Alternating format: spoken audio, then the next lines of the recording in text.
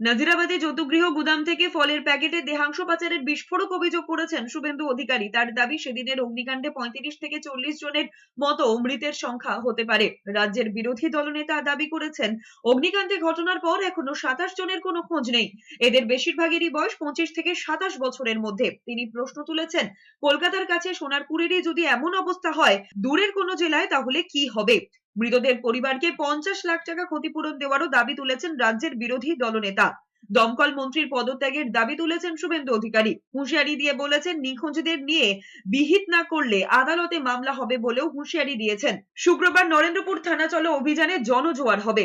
এই এত বড় মৃত্যুর মিছিল এর পরেও মুখ্যমন্ত্রী সরকার রিল্যাক্টেন্ট কেন ফায়ার ব্রিগেড মিনিস্টার তার দায়িত্ব স্বীকার করে রেজিগনেশন দেবেন না?